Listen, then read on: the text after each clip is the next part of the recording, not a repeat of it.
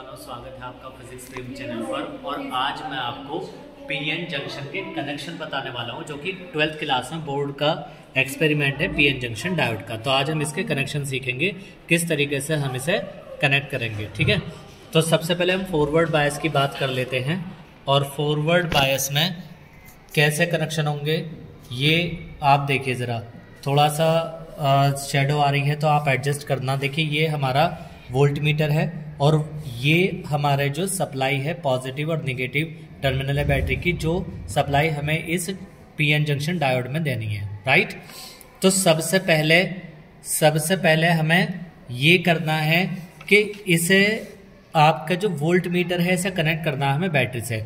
आपको पता है वोल्ट मीटर हमेशा बैटरी के किस में कनेक्ट होता है, पैरेलल में। तो हम इसे पैरेलल में कनेक्ट कर देते हैं, राइट।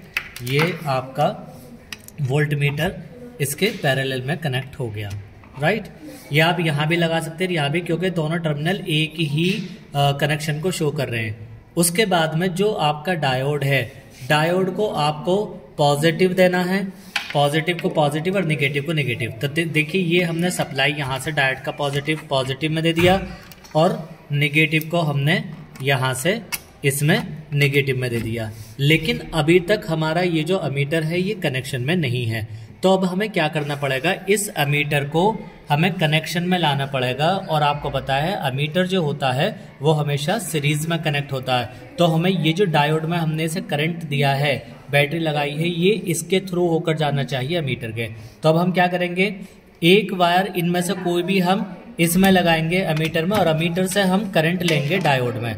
ठीक है, वायर्स पर आप ना जाएं, क्योंकि वायर के यहाँ पर कोई भी इशू नहीं है। आपको पता होना चाहिए, सिर्फ ये पता होना चाहिए कि बैटरी का टर्मिनल पॉजिटिव में, नेगेटिव में।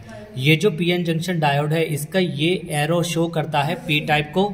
ठीक है, ये जो एरो है ये शो करता है पी टाइप को, और ये जो लाइन है ये शो करती है एन टाइप को। जब हम पीएन जंक्शन डायोड को देखेंगे तो ये हमारा 3 वोल्ट पर होना चाहिए फॉरवर्ड के लिए, और ये 10 मिली एम्पियर पर होना चाहिए, क्योंकि फॉरवर्ड में वोल्टेज कम दिए जाते हैं और करंट आपका ज़्यादा होता है मिली एम्पियर में। लेकिन रिवर्स बायस में वोल्टेज हम ज़्यादा देते हैं और करंट बहुत कम यानी कि माइक्रो एम्पियर में होता है। तो अब आइए से देखते हैं शुरू करके कि किस तरीके से यहाँ पर काम करता है। अगर इनमें से कोई भी आपका मीटर रिवर्स चलता है, रिवर्स डायरेक्शन में चलता है, तो हमें इन कनेक्शंस को इंटरचेंज करना पड़ेगा बस, और आपको कुछ नहीं करना।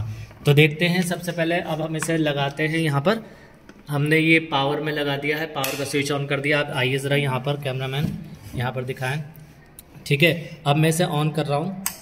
ठीक, यहाँ पर ये आपके 2 वोल्टेज को सेट करने के लिए मतलब वेरिएबल रजिस्टर दे रखे हैं, इन सब सेट करेंगे वोल्टेज को।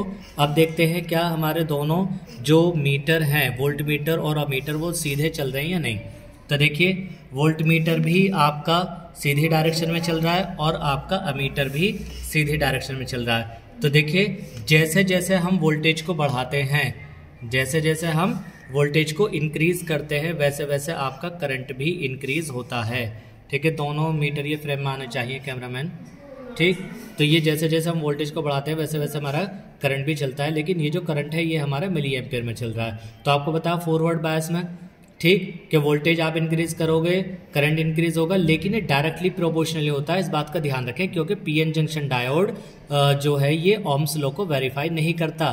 ठीक है, ये नॉन ओमिक कंडक्टर होता है पीएन जंक्शन डायोड।